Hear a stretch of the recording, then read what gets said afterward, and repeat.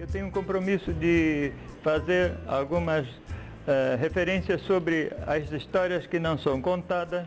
Então, eu trouxe alguns livros que precisamente contribuem para dar a conhecer essas histórias que não estão muito contadas e que estão traduzidos, lançados pela mesma editora que editou o meu livro Querida Ilha e que devem ser lançados muito brevemente. Eu trouxe muito poucos exemplares só como amostras e que ajudam a memória coletiva da nossa América a conhecer passagens muito importantes da história da Revolução Cubana, tanto na etapa da luta clandestina como na Serra, e a luta já depois dos primeiros tempos, que tem facetas muito significativas e que não são bem conhecidas.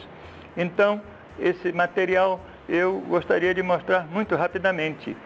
Livros de um grande participante da guerrilha, o comandante da Revolução, João Almeida Bosque, que autor muito conhecido de uma famosa canção de amor, despedindo-se de uma mexicana, quando ele embarcou no iate Grama para a sua entrada em Cuba com os 82 expedicionários do Grama. Ele foi um dos que se salvou dos ataques da aviação e do exército e foi para a Serra com Fidel e foi um dos grandes guerrilheiros, era o terror dos soldados da ditadura quando diziam: vem para aí o Almeida, o Negro Almeida, era logo uma debandada.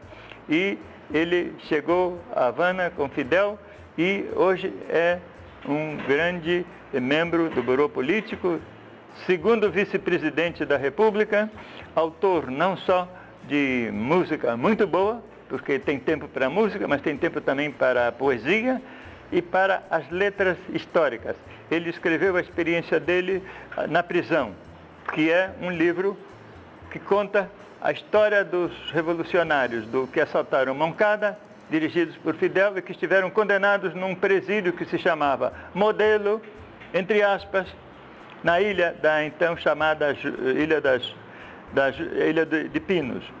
Esse primeiro livro conta todo um processo onde mostra que mesmo numa prisão pode-se ganhar a liberdade espiritual, organizar um movimento clandestino, lutar pela anistia, ser anistiados e, ao não poder manter-se em Cuba, ir para o México, organizar uma expedição que tinha que ser marítima, preparar-se para a guerrilha, vir num iate chamado Grama, com 82 companheiros carregados com tudo, num iate que tinha lugar para 20 pessoas, arriscando a vida. Chegaram, foram detetados, quando desembarcaram foram atacados, os que se salvaram foram para a Serra e aí fizeram a Revolução. Ele conta, num segundo livro chamado Exílio, como foi preparada esta guerrilha no México e a viagem de desembarque até a chegada. Depois do desembarque, houve a grande dificuldade, quase a tragédia, para chegar à Serra e organizar-se e começar a luta. Há um quarto livro que o desembarque já está pronto para ser lançado também. Há um quarto livro que está em publicação, que é A Serra. É a história já feita por Almeida, da região que ele foi comandante durante a etapa a Revolução, libertou grandes territórios na Serra Maestra e ele foi chefe de uma chamada Terceira Frente Revolucionária, em que ele era chefe civil e chefe militar. Essa é uma ideia de como a história de Cuba está sendo gravada pelos seus próprios protagonistas. Há livros do Che Guevara, Passagens da Guerra Revolucionária, por exemplo, que foi um dos primeiros que se escreveu contando o que foi o Che na sua coluna invasora e na região que ele comandava e dirigia, igual que Almeida em outra frente. Há livros de outros grandes oficiais da Revolução contando episódios, não só da guerra na Serra, como também na guerra clandestina, uma luta clandestina, que é muito importante. Há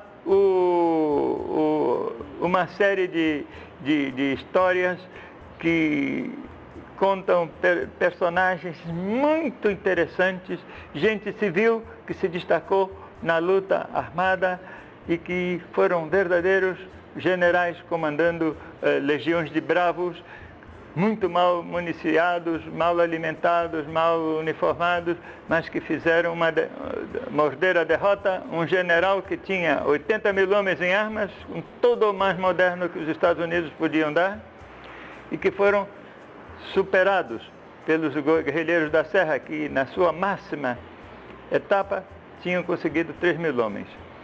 Então, há histórias, por exemplo, de um jovem comandante da luta guerrilheira na cidade de Santiago de Cuba, Frank País, um nome verdadeiramente luminoso, um herdeiro espiritual de José Martí, presbítero protestante, poeta, músico, pianista, e que se converteu em um extraordinário comandante de umas tropas aguerridas que lutavam contra Batista na clandestinidade em Santiago de Cuba. Ele e um irmão foram os heróis dessa façanha como comandantes, caíram os dois assassinados antes da vitória da Revolução. Há uma história muito bonita de um padre cubano, homem de 30 e pico de anos, que se entusiasmou com a Revolução, pediu licença para subir e aliar-se às forças revolucionárias. Padre Guilherme Sardinha se inscreveu como capelão do exército rebelde. Dizem que a Revolução era ateia, que não tinha nenhuma vinculação com sentido religioso. Pois bem, na Serra, durante todo o tempo da guerra, ele foi capelão do exército rebelde. Cumpria sua missão com os camponeses da região, ajudava aos médicos, batizava, casava, dava extrema-unção e alfabetizava as crianças e os adultos, porque não havia nenhuma escola na Serra Maestra. Mandou fazer uma batina de caque verde oliva igual a dos uniformes e tinha a sua estrela de comandante, porque foi promovido a comandante com o mesmo grau de Fidel, de Almeida, de Raul e do Che. Quer dizer, e de Camilo. Quer dizer, é uma história muito bonita, pouquíssimo conhecida. Ele foi precursor dos padres progressistas revolucionários e precursor de Camilo Torres, o grande sacerdote guerrilheiro da Colômbia. Esses são alguns casos assim. Aqui há outro livro que é de uma jovem escritora brasileira que visitou Cuba, fez uma grande entrevista aos 20 anos da Revolução Cubana, fez uma grande entrevista ao ministro de Cultura, Armando Har, que nessa época, já aos 20 anos, dava um grande balanço de tudo que a Revolução tinha feito como cultura e depois de uma etapa inicial que foi a da alfabetização. A educação e a cultura se seguiram, muitas vezes estiveram lado a lado, juntas, e esse processo, essa história de como foi isso, contada por um dos homens mais importantes da Revolução no sentido da cultura. A definição da Revolução Cubana, dada muitas vezes pelos líderes da Revolução, é que toda revolução tem que ser um fenômeno eminentemente cultural. E Fidel chega a dizer que a Revolução é, em si mesma, o mais alto evento cultural que pode ter uma sociedade. Há outro livro, muito importante também, pelo que representa para a integração cultural do nosso continente. Em 1981, a Casa das Américas, que é a expressão materializada da vocação latino-americana da Revolução Cubana, a Casa das Américas reuniu os principais escritores progressistas do continente para um encontro internacional de intelectuais pela soberania dos povos da nossa América. Esse encontro teve uma delegação de 30 brasileiros. Queridíssimas e admiradas figuras brasileiras estiveram neste encontro, ao qual eu participei como tradutor. E, então, esse livro contém a história completa, todos os discursos pronunciados, os que assistiram, e marca o princípio de uma etapa que agora chegou à sua segunda grande época, com as reuniões dos ministros de cultura de toda a América Latina para discutir a integração cultural da América Latina, que tem que ser irmã da integração política, econômica e social, que inclusive consta já da Constituição brasileira, e que temos até um memorial da América Latina, que é uma expressão muito material digna desse ideal que é fundamental para a nossa América. O último livro que trago é outro também de tipo, é uma novela do escritor Henrique Cerulli, meu companheiro de trabalho nas editoras em línguas estrangeiras, que representa um dos passos que Cuba dava quando um país amigo pedia ajuda. Quando triunfou a Revolução dos Sandinistas, em 1979, um dos interesses dos sandinistas foi desenvolver, junto com o processo político, econômico, social, a cultura, e pediu ajuda a Cuba. E a União dos Escritores e Artistas de Cuba enviou o escritor Henrique Cerulli para comunicar-se com os que queriam organizar uma associação idêntica na Nicarágua. Esteve aí quase um ano, trabalhou muito junto ao povo numa verdadeira confusão, porque era uma época muito dura para a Nicarágua, mas já eles estavam pensando na cultura. A cultura era fundamental para servir como cimento, como aglutinante de toda a vida do país. E ele escreveu uma novela que conta o que foi essa etapa ardente e difícil. E é uma novela que tem também, como todo, um pouco de amor, muito bonito, inclusive pela luta das mulheres, das jovens nicaragüenses, na luta revolucionária. Esse livro, Blue Fields, leva o nome de uma zona nicaragüense pouco desenvolvida, das margens do Atlântico, na costa perto do Golfo do México. Esses livros dão uma ideia de como se está escrevendo a história para guardar essa memória que é tão necessária para os povos, porque garante a sua identidade.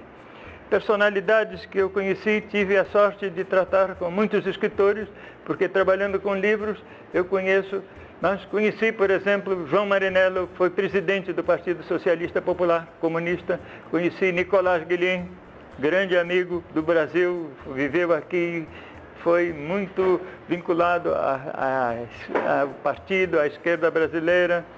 Conheci figuras como Alice Alonso e pintores, Vítor Manuel e muitas outras figuras destacadas da cultura cubana que estão na raiz do grande desenvolvimento cultural que Cuba apresenta hoje.